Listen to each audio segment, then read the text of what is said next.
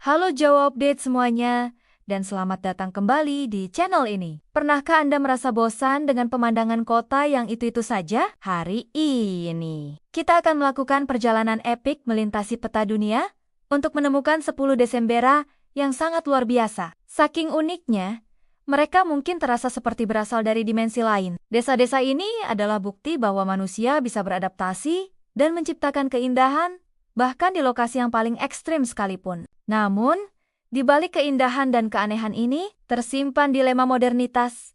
Bisakah tempo-tempo ajaib ini bertahan dari serbuan pariwisata? Mari kita mulai hitungan mundur kita. Kita mulai dari nomor 10, Chefchaouen, Maroko, yang dikenal sebagai Kota Biru. Bayangkan berjalan di desa di mana hampir seluruhnya dinding, pintu, bahkan tangga dicat dengan warna biru cerah yang menenangkan. Desa ini didirikan pada abad ke-15, dan tradisi mengecat biru ini dibawa oleh pengungsi Yahudi pada abad ke-16, di mana biru melambangkan langit dan surga. Hari ini, warna itu bukan hanya daya tarik, tapi juga semacam bentuk perlawanan diam-diam terhadap modernisasi. Meskipun ironisnya, warna itulah yang kini menarik ribuan wisatawan setiap tahun. Di urutan ke-9, kita terbang ke Eropa, tepatnya Iseltwald, Swiss. Desa kecil ini adalah gambaran sempurna dari negeri dongeng. Terletak di tepi Danau Brienz.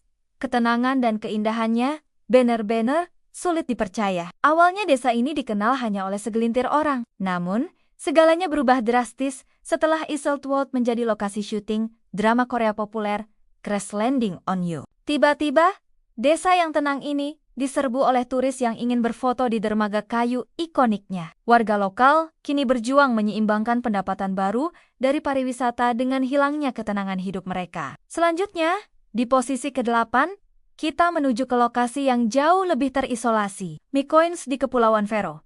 Desa kecil ini berdiri di tengah tebing curam yang sering diterpa badai Atlantik. Populasi manusianya kurang dari 20 orang, tapi desa ini adalah surga bagi ribuan burung pufin yang menggemaskan. Akses ke sana sangat bergantung pada cuaca. Hanya bisa dicapai dengan perahu atau helikopter. Jangan harap ada toko atau restoran mewah di sini. Para pengunjung harus membawa semua bekal mereka sendiri. Ini benar-benar kehidupan di tepi dunia. Nomor 7 membawa kita ke Huacahina, Peru. Ini adalah pemandangan yang benar-benar tidak terduga. Sebuah oase subur dengan laguna di tengga-tengga gurun pasir yang luas. Uniknya, Huacahina diklaim sebagai satu-satunya desa oase alami di benua Amerika. Selain menjadi tempat tinggal yang aneh, desa ini juga menjadi pusat sunboarding dan wisata gurun yang ramai. Sayangnya, ada berita sedih. Mata air alami yang menyuplai laguna ini mulai mengering. Dan kini, air harus dipompa dari luar. Keindahan langka ini berada dalam bahaya nyata untuk hilang di telan pasir. Di posisi ke-6, kita kembali ke keajaiban arsitektur Eropa, Oiadi, Ai Santorini Yunani. Rumah-rumah putih ikonik yang menempel di kaldera vulkanik, lengkap dengan kaba-kaba biru yang kontras dengan laut Aegea yang biru. Pemandangan matahari terbenam di sini diakui sebagai salah satu yang paling memukau di dunia. Namun, harga yang harus dibayar mahal. Desa ini telah berubah menjadi apa yang disebut beberapa orang sebagai museum hidup. Biaya properti yang melambung membuat penduduk lokal asli terpaksa pindah, meninggalkan Oja sebagai set panggung yang indah, tetapi kurang memiliki jiwa penduduk lokal.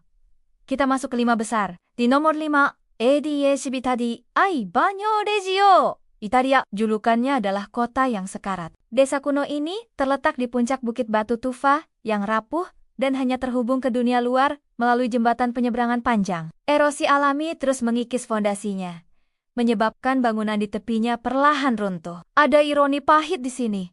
Keindahan desa ini justru lahir dari kehancurannya yang lambat, menarik ribuan orang untuk datang dan menyaksikannya sebelum hilang selamanya. Selanjutnya, nomor 4 membawa kita ke tempat yang mungkin paling ekstrim. Desa Atulir, Tiongkok, atau yang dijuluki Desa Tebing Langit. Desa ini terletak 800 meter di atas permukaan tanah, menempel di sisi tebing. Dahulu, akses keluar masuknya sangat berbahaya, hanya menggunakan tangga bambu yang curam. Demi keamanan dan pengentasan kemiskinan, pemerintah Tiongkok telah mengganti tangga bambu dengan tangga baja yang lebih aman dan bahkan merelokasi sebagian besar penduduk ke dataran rendah. Desa ini kini sepi, menjadi pengingat pahit akan kesulitan yang harus dihadapi demi hidup yang lebih baik. Di nomor 3, kita kembali ke Eropa untuk melihat Giethoorn, Belanda, yang sering disebut Venesia dari utara. Keunikannya sederhana.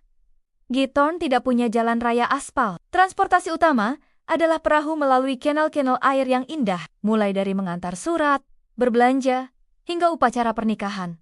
Semuanya dilakukan di atas air. Ketika musim dingin tiba dan kanal membeku, desa ini berubah menjadi arena skating yang ajaib. Giethoorn adalah contoh sempurna bagaimana adaptasi terhadap lingkungan bisa menciptakan gaya hidup yang sangat damai dan unik. Posisi kedua, kita mengunjungi tempat yang sangat terpencil, Pulau Pitcairn, sebuah wilayah seberang Laut Inggris di Samudra Pasifik. Ini adalah salah satu tempat paling terisolasi di bumi, dihuni oleh keturunan pemberontak kapal legendaris HMS Bounty. Populasi mereka sangat kecil dan terus menurun karena anak muda memilih pindah mencari kehidupan yang lebih mudah. Tidak ada bandara, tidak ada pelabuhan besar, dan kapal kargo hanya datang sesekali. Hidup di sini adalah definisi dari isolasi total dan ketahanan.